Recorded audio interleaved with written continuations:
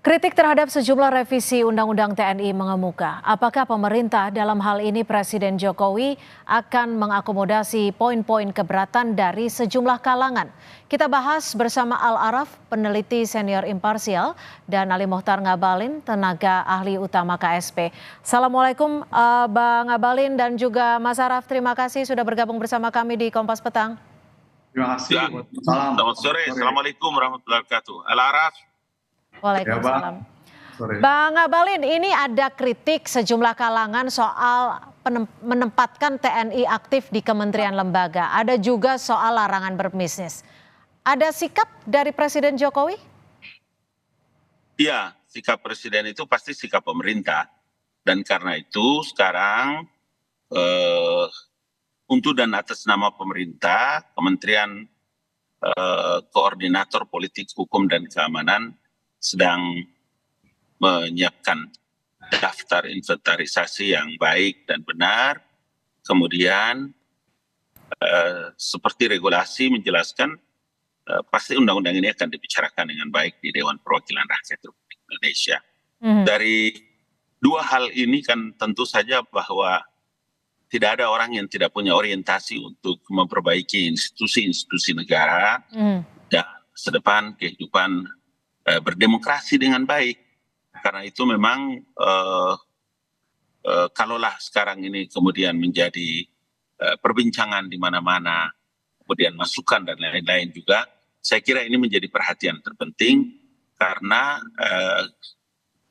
Bapak Menteri Koordinator Politik, Hukum, dan Keamanan juga sampai dengan hari tadi terus melakukan komunikasi dengan opinion leaders, dengan para pakar, dengan para ahli, sebelum itu menjadi tim dari pemerintah.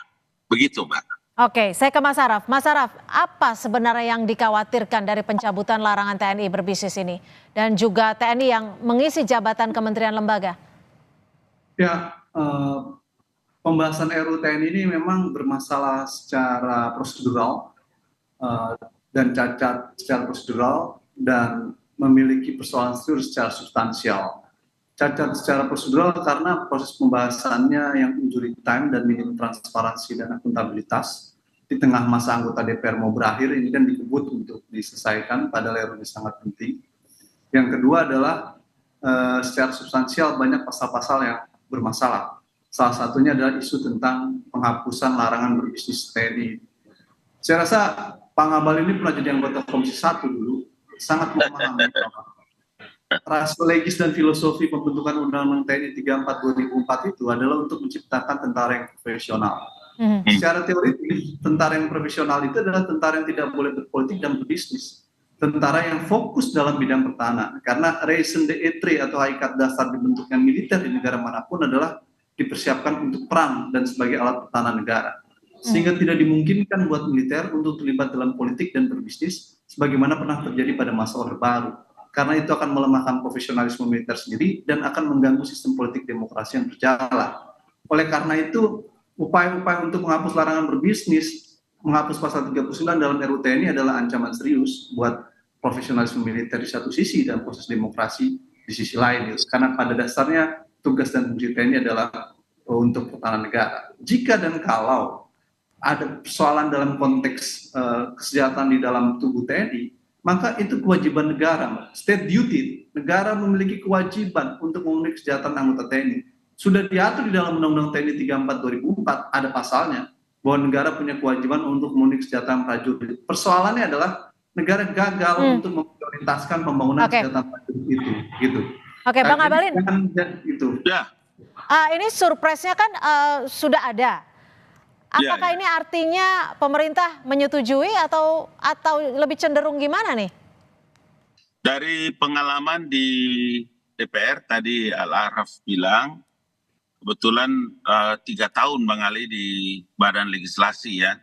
Jadi dari pengalaman di DPR, kalau DPR itu mengajukan revisi atau mengajukan draft undang-undang atau ada usulan inisiatif Dewan Perwakilan Rakyat Republik Indonesia, maka teman-teman di Badan Legislasi itu menjadi unit paling terpenting dalam mendudukan perkara ini. Sekarang Kalau DPR-nya sudah siap, kemudian diajukan usulan inisiatif, kemudian meminta surat Presiden, pasti pemerintah juga menyiapkan DIM-nya.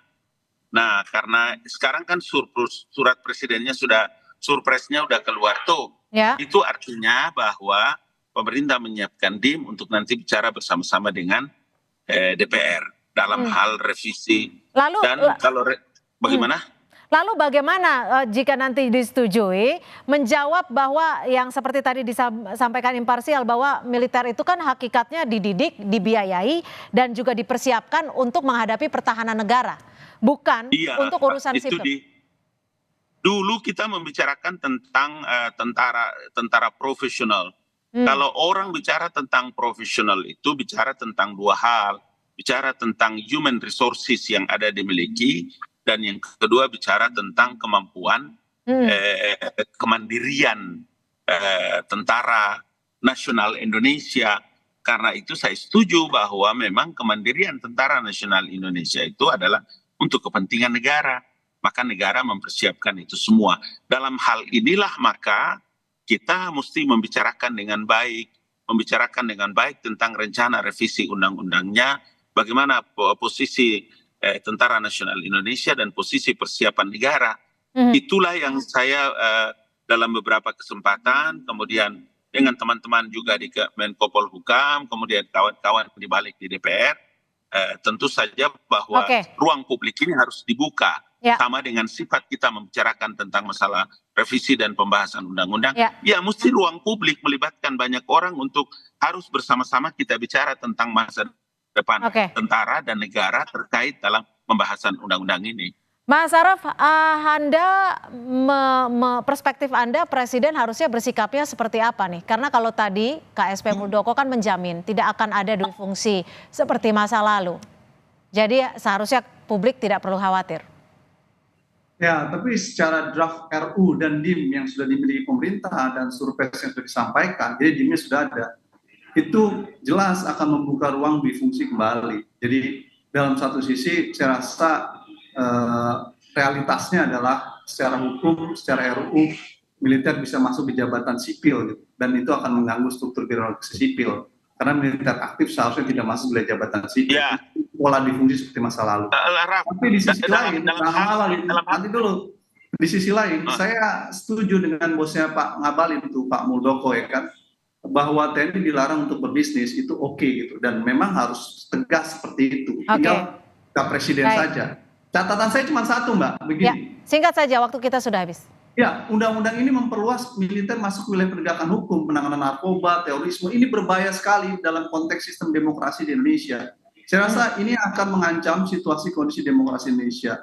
Jadi penting buat gerakan masyarakat sipil, kelompok mahasiswa untuk bersikap kritis melawan rancangan undang-undang TNI yang memang secara prinsip akan menimbulkan pelemahan bagi profesionalisme TNI dan mengganggu dinamika demokrasi di Indonesia.